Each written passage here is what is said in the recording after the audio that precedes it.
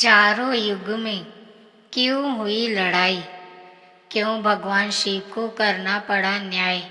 यह कहानी बहुत ही रोचक है। दोस्तों, वीडियो शुरू करने से पहले एक छोटा सा निवेदन है कि कमेंट में हर हर महादेव अवश्य लिखें।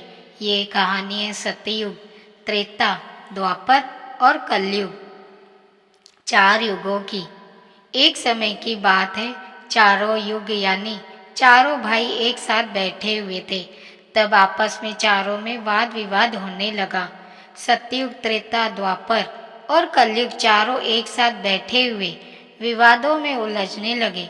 सबसे पहले सतयुग कहने लगा कि अरे मूर्ख, तुम सब मुझसे छोटे हो, तुम मेरी बराबरी कैसे करने लगे। जब त्रेता युग ने यह बात सुनी तो कहने लगा कि तुम सबसे बड़े कैसे हो सकते हो, तुम सब में सबसे बड़ा तो मैं हूँ, मैं ही सर्वश्रेष्ठ हूँ, तुम मुझसे सर्वश्रेष्ठ नहीं हो सकते।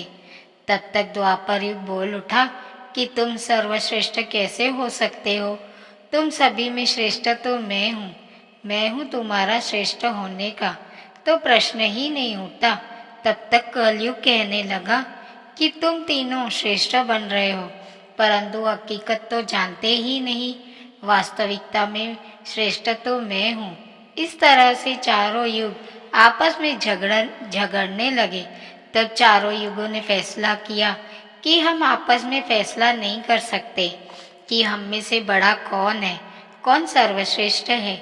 इसका फैसला तो भगवान भोलेनाथ करेंगे। चलिए वहाँ चलते हैं। भोलेनाथ ही आदि और अनंत है। चलिए उन्हीं के पास कैलाश पर चलते हैं, वही हमें बताएंगे कि हम में से बड़ा कौन है और कौन छोटा है।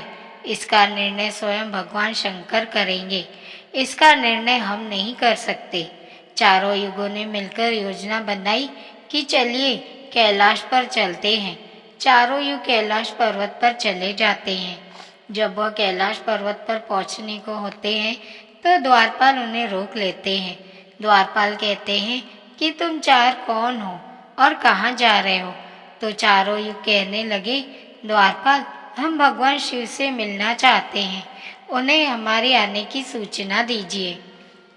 स्वयं नंदीश्वर महाराज भगवान शिव के पास आए और भगवान शिव से कहने लगे, हे प्रभु, हे कैलाशपति, आपसे चारों युग मिलना चाहते हैं। भगवान शिव कहते हैं कि जाओ, उन्हें सम्मान सहित हमारे समक्ष ले आओ। भगवान नंदी ईश्वर चारों युग को लेकर पहुंच जाते हैं भगवान शिव के पास। भगवान शिव ने चारों को सम्मान सहित अपने दरबार में बैठाया। चारों युग भगवान शिव को प्रणाम करते हैं। तब भगवान शिव ने चारों युग से कहा कि आप सभी का हमारे दरबार में, हमारे कैलाश पर्वत पर स्वागत है। कहो, तुम्हारे आने का कारण क्या है। तुम तो स्वयं ही काल चक्र हो, तुम तो स्वयं ही समय हो, फिर ऐसा क्या कारण है कि तुम्हें हमारे पास आना पड़ा। चारों युग कहते हैं कि हे सृष्टि के रचयिता, हे भगवान शिव, हम चारों में विवाद खड़ा हो गया है और हम उस विवाद का समाधान नहीं कर पा रहे, इसलिए हम आपके पास आए हैं। अब हम आपसे निवेदन करते हैं और गुहार करते हैं कि हे भगवान, आप ही हमारा फैसला करें, आप हमारा न्याय करें और हमें बताएं कि हम चारों में सबसे बड़ा कौन है, हम चारों में सर्वश्रेष्ठ कौन है। भगवान शिव कहते हैं कि इसका फैसला तो तब होगा जब आप चारों अपना अपना फैसला सुनेंगे। तब भगवान शिव सतयुग से कहते हैं कि हे सतयुग, तुम बताओ, तुम कैसे बड़े हो।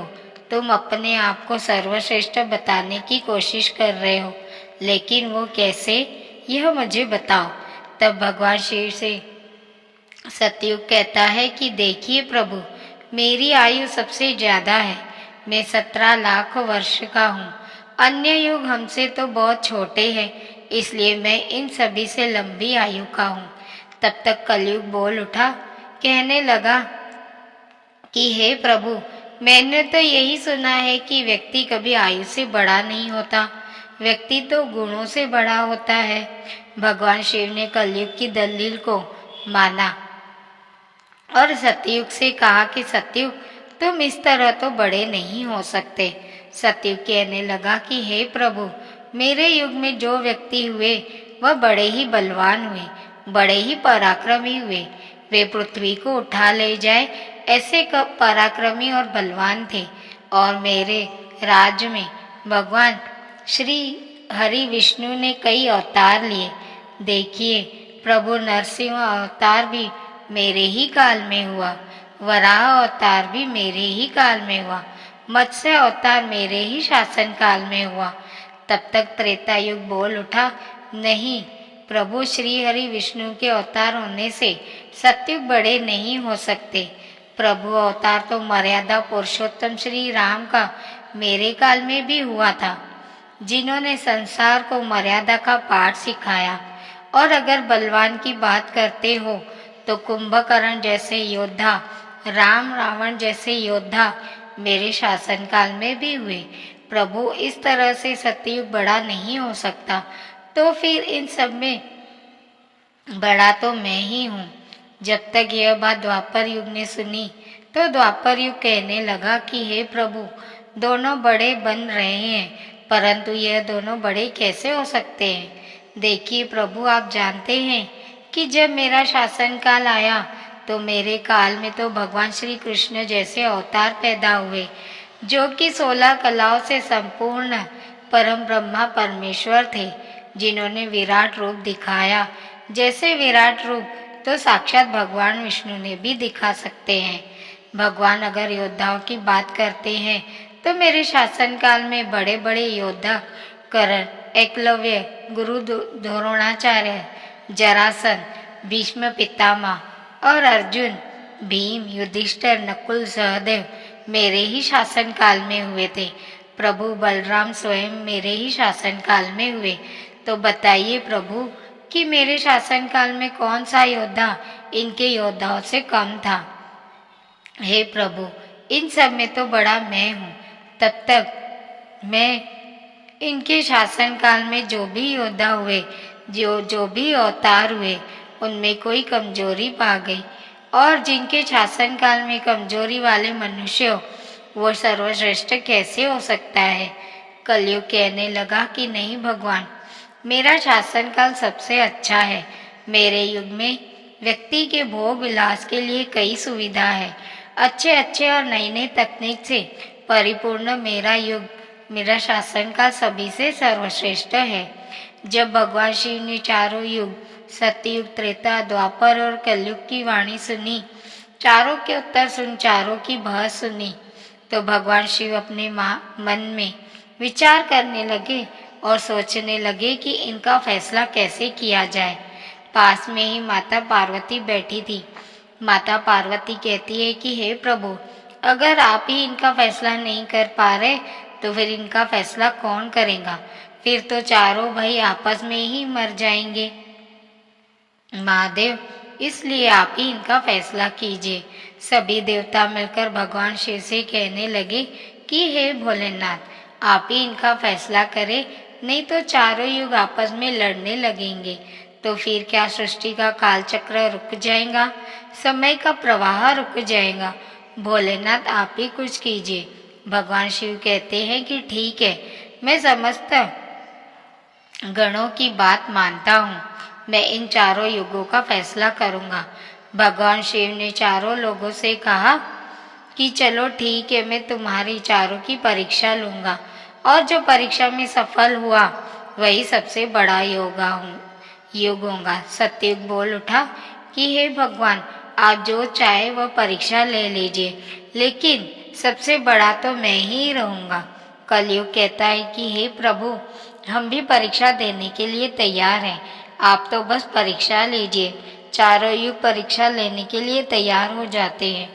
भगवान शिव 100 टन वजन का एक लोहे का परसा लिया और कैलाश पर्वत के नीचे एक तलहटी में रख दिया और उसे परसा के पास ही एक चावल का ढेर लगा दिया।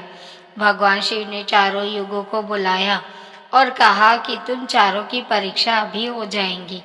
भगवान शिव सतयुग से कहते हैं कि सतयुग मेरे 500 गण यहाँ बैठे हैं और इसे परसा में रखे हुए चावल को बनाना है, तो इन चावलों का तुम्हारे युग का व्यक्ति ही बनाएगा और मेरे यहाँ जितने गण हैं वह सब भजन करेंगे। भगवान शिव कहते हैं कि हे सतयुग, तुम्हारे युग का व्यक्ति बुलाओ और उसे भोजन बनाने के लिए भेज दो। हम सब लोग यहाँ खड़े होकर देख रहे हैं। जब भगवान शिव की बात सतयुग ने सुनी तो एक बहुत बड़ा योद्धा सतयुग ने बुलाया और कहा कि जा बेटे, इस परसा में चावल बना और बनाकर शिव के इन सभी गणों को भोजन करवा।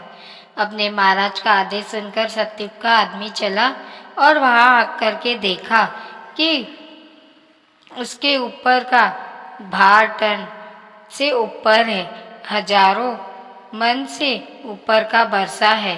पर वो तो सतयुग के युग का व्यक्ति था, वह बड़ा ही बलवान था। उसने एक बहुत बड़ी भट्टी खोदी। भट्टी खोदने के बाद पेड़ों को तोड़ करके लाया और उसने अग्नि जला दी। अग्नि जलाने के बाद बरसे को एक हाथ से उठा करके भट्टी पर रख दिया और चावल उठाया और परसा में डाल दिया, पानी डाल दिया और चावल बना दिया। जब बहुत विशाल परसा में चावल बन गए तो उस व्यक्ति ने, जो सतयुग का था, समस्त गणों को बैठाया, पत्तल दिया और चावल से भोजन करा दिया। अपना कार्य पूरा करके अपने मालिक सतयुग के पास आया और कहने लगा कि हे प्रभु, मैं जा रहा हूँ, अब मेरा काम हो गया है। भगवान विष्णु और अन्य लोग यह सब देख रहे थे। भगवान शिव त्रेता युग से कहते हैं कि हे त्रेता, तुम अपने युग के व्यक्ति को भेजो। यह बरसा जो रखा हुआ है इसमें से अपनी माया से हटा देता हूँ और इसी के समान दूसरा परसा बना देता हूँ। तुम अपने युग के व्यक्ति से इस चावल को बनवाओ और मेरे 500 गणों को भोजन करवाओ। त्रेता ने कहा कि ठीक है प्रभु, जैसी आपकी आज्ञा।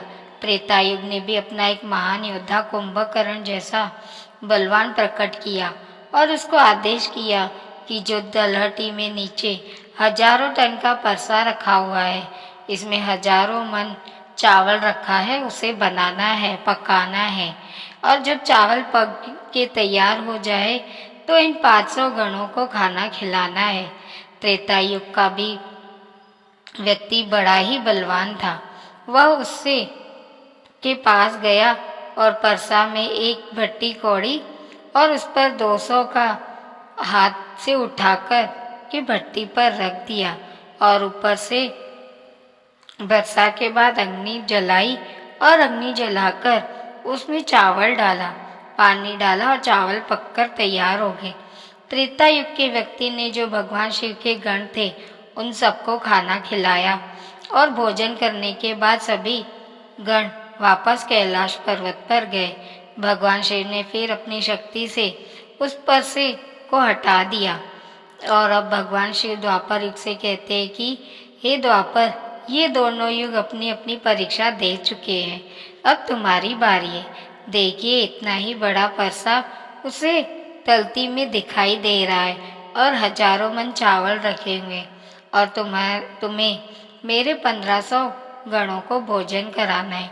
द्वापर कहने लगा, ठीक है प्रभु, जैसी आपकी इच्छा। मैं पूरा प्रयत्न करूँगा कि मेरे युग का जो व्यक्ति है आपके सभी गणों को खाना मिलाकर सके। वहाँ पर द्वापर युग ने भी एक भीम के जैसे अवतार वाला बड़ा ही ताकतवर बलवान व्यक्ति को बनाकर खड़ा कर दिया और उसे कहा कि जाइए, तलहटी में परसा रखा हुआ है, वहाँ रखे बरसा में उसे चावल को बनाना है और बनाकर इन सभी गणों को भोजन कराना है। वह व्यक्ति कहता है, ठीक है हे प्रभु, जैसी आपकी आज्ञा। द्वापर युग का व्यक्ति चला जाता है। वह देखता है कि परसा आकर में बड़ा है, उठाने में ताकत लगानी पड़ेगी। उसने भट्टी खोदी और लकड़ियों की व्यवस्था की और उसे परसे दोनों हाथों से उठाया, क्योंकि उसे सतयुग और त्रेता युग के व्यक्ति आराम से उठा सकते थे, लेकिन उसे बहुत ताकत लगानी पड़ी। पूरी ताकत लगाकर उसने उस परसे को उठाया और उठा करके जैसे तैसे खींचकर नीचे अग्नि में डाला और उसमें चावल डाल दिए। और जब चावल पक गए तो भगवान शिव के उन सभी गणों को भोजन कराया। खाना खिलाने के बाद वह द्वापर युग का व्यक्ति अपने मालिक के पास आता है और कहता है कि हे प्रभु, मैंने आपका काम कर दिया। वहाँ पर द्वापर युग से बहुत खुश हुआ और कहा, शाबाश, अब तुम जा सकते हो। अब भगवान शिव कहते हैं कि हे कलयुग, अब तुम्हारी बारी है। जो परसा तुम देख रहे हो उसका वजन कम ही नहीं होगा, उसका वजन उतना ही रहेगा, 1000 टन। लेकिन जब तुम्हें परीक्षा देनी है तो मानो कि तैयार नहीं थे। तुम सबसे छोटे हो, लेकिन तुमने तो माना नहीं। तुम्हारे आदमी की आयु मात्र 100 वर्ष है, जबकि अन्य लोगों की आयु बहुत अधिक होती है। सतयुग के मनुष्य की आयु 1,00,000 वर्ष होती है। त्रेता युग के 10,000 वर्ष होती थी और द्वापर में 1,000 वर्ष होती थी। और एक कलयुग तुम्हारे शासन में मात्र 100 वर्ष, और तुम्हारा आदमी भी छोटा है। जब भगवान शिव की बातें कलयुग ने सुनी तो कलयुग कहता है, प्रभु ठीक है, मैं आपकी बात मानता हूँ, लेकिन पहले ही आप मुझे इस तरीके से हताश मत कीजिए। प्रभु, आप तो एक न्याय करते हैं, सबको मौका दिया जा रहा है, हम भी परीक्षा देकर देखेंगे। यदि हमसे न हो पाया तब जाकर हम मानेंगे। भगवान शिव कहते हैं, ठीक है, तुम अपना आदमी बुला लो। फिर भगवान शिव कहते हैं कि यह परसा देख रहे हो, 1000 टन का है, वह चावल रखा है। यह हजारों किलोमीटर का परसा है और इसमें से इतने सारे चावल रखे हुए हैं। तुम्हारा व्यक्ति क्या करेगा? कलयुग कहता है कि ठीक है प्रभु, मेरा तमाशा तो देखिए। तीनों युग हंसने लगे। भगवान शिव भी उसकी बात को सुनकर अचंभित थे। भगवान शिव सोच रहे थे कि क्या कलयुग का व्यक्ति इतने हजारों टन की परसा को उठा पाएगा। कलयुग ने बड़े ही बुद्धिमान व्यक्ति को पैदा किया। बड़े ही तीव्र व्यक्ति था, बहुत ज्यादा सोचने वाला व्यक्ति था। सभी गुणों से संपन्न व्यक्ति को कलयुग में पैदा किया और पैदा करके व्यक्ति से कहा कि बेटे, तुम्हें अपनी शक्ति दिखानी है, परीक्षा का समय है। यदि तुम इसमें असफल हो गए तो मैं सबसे छोटा हो जाऊंगा। वह व्यक्ति अपने महाराज से कहता है कि महाराज, आप इसे एक वर्षा की तरह बात करते हैं। ऐसे हजारों परसा हमारे सामने हो तो भी परेशानी नहीं है। जब उस व्यक्ति की बात को तीनों ने सुना तो वह हंसने लगे। कह रहे थे कि छोटा सा व्यक्ति जिसकी लंबाई मात्र 3 हाथ है, यह क्या करेगा, जबकि हमारे युग के मनुष्य की लंबाई तो बहुत हुआ करती थी। यह बात बिल्कुल सच है कि सतयुग के लोगों की लंबाई 21 हाथ और त्रेता के युग के लोगों की लंबाई 14 हाथ और द्वापर के युग की लंबाई 7 हाथ थी और कलयुग के व्यक्ति की लंबाई लगभग 3 हाथ होती है। कलयुग कहता है कि आप बस देखते रहिए, मैं लड़के को भेज दिया हूँ। कलयुग का आदेश पाकर वह कलयुग का तीव्र बुद्धि वाला व्यक्ति उसे तलसी में आया। तलहटी में आकर उसने देखा कि परसा का वजन तो बड़ा ही विशाल है, मैं इसे उठा तो नहीं पाऊंगा। तो उस व्यक्ति ने दिमाग लगाया, उसने परसा के नीचे मिट्टी खोदना शुरू कर दिया। परसा को हिलाया भी नहीं और उसके नीचे भट्टी खोदकर तैयार कर दी। लकड़ियों की व्यवस्था करने में उसे थोड़ा सा भी समय नहीं लगा, क्योंकि लकड़ियां वहीं रखी हुई थी। उसने उन लकड़ियों को उठा लिया और उसे भट्टी में आग जला दी। बरसे में चावल डाला और पानी डाला और कुछ समय में ही चावल पककर तैयार हो गए। वह कलयुग का व्यक्ति कितना दिमाग वाला था, उसने कुछ भी नहीं किया। परसा के नीचे भट्टी खोदी और उसमें आग लगा दी, चावल को डाल दिया और पानी डाल दिया और चावल पक भी गया। जब चावल पक गया तो भगवान शिव के गणों को एक कतार में बैठा दिया। उन गणों से कहा कि आप मेरा साथ दें और आप इस चावल को आपस में परोस दीजिए। भगवान शिव के विशाल गण चलते हैं और उन चावलों को बाल्टियों में भर भर के सभी गणों को परोसते हैं। तब कलयुग कहता है कि आप सब भोजन कर सकते हैं। भगवान शिव के सभी गण खुशी खुशी भोजन करते हैं। कलयुग के मनुष्य ने उन शेष बच्चे गणों को भी भोजन कराया। भोजन करने के बाद उसे परसा को साफ किया और परसा वहीं छोड़ दिया और उसका काम पूरा हो गया। वे अपने महाराज कलयुग के पास आया और आकर के कलयुग से कहा कि हे प्रभु, मैंने आपका काम कर दिया है। कलयुग बहुत खुश था, कहने लगा शाबाश, आपने मेरी लाज रख ली, आपने मेरी परीक्षा पास कर ली। भगवान शिव और तीनों युग देखकर अचंभित हो गए। भगवान शिव, अब निर्णय कीजिए कि हम में से बड़ा कौन है। भगवान शिव मन में विचार करने लगे और सोचकर जवाब दिया। भगवान शिव कहते हैं कि मैंने तुम चारों की परीक्षा अच्छे से ली। जब शक्ति का व्यक्ति आया तो उसने अपनी ताकत लगाकर परसा को उठा करके अग्नि पे रख दिया और स्वयं ही मेरे गणों को चावल परोसा। जब त्रेता युग की बारी आई तो उस व्यक्ति ने भी बिल्कुल ऐसा ही किया। परसों को उठाया, भट्टी पर रखा, उसमें चावल डाला, पानी डाला और उसे पकाया और सबको खिलाया। और इसी तरह से द्वापर युग के व्यक्ति ने भी किया। परंतु आपने देखा कि मात्र 3 हाथ का व्यक्ति, इसकी बुद्धि देखिए कितना विशाल परसा था, शायद उसे हिल भी नहीं सकता था। उसने उस पर से चावल बना लिया। मेरे इतने गण थे, अगर वह बाल्टियों से परसा था तो शायद परेशान हो जाता। देखिए, उसने उनमें से ही गण अपनी सहायता के लिए बुलाए और चारों गणों को भोजन परोसा गया और स्वयं बैठ रहा था। यह बड़ा बुद्धिमान व्यक्ति हुआ। यह तो बड़ा बुद्धिमान युग हुआ। भगवान शिव कहते हैं कि कलयुग बड़ा बुद्धिमान व्यक्तियों का युग है। इसमें मशीनों का आविष्कार होगा, बड़े बड़े दिमागधारी होंगे। भगवान शिव कहते हैं कि तुम सब युग जैसा शासन करते आए हो, ठीक है, माना तुम्हारे युगों में मनुष्य धार्मिक हो, लेकिन तुम्हारे युग के व्यक्तियों की बुद्धि का अभाव था। उन्होंने कभी अपनी बुद्धि का उपयोग नहीं किया। तो कुंभकर्ण, रावण, इनके जैसे महान योद्धा, जिनको करने के लिए स्वयं भगवान अवतार लेकर आए, और वे इतना मूर्ख थे, यह नहीं जान सके कि यह भगवान है, यह सृष्टि के रचनाकार है, और उनसे युद्ध किया और सभी के सभी मारे गए। कलयुग के व्यक्ति को देखो, अब वो कितना बुद्धिमान है, और आगे आने वाले युगों में, आने वाले कलयुग के राज में वैसे ही बुद्धिमान व्यक्ति देखने को मिलेंगे। तो भगवान शिव ने फैसला किया कि तुम चारों में सबसे बड़ा कलयुग होगा। कलयुग मशीनों का युग होगा। काली का नाम मशीन और युग माने समय। कलयुग मशीनों का समय होगा। इस समय बड़ी बड़ी मशीनों का आविष्कार होगा, जो कि सत्ययुग, त्रेता युग और द्वापर युग में नहीं हो पाएगा।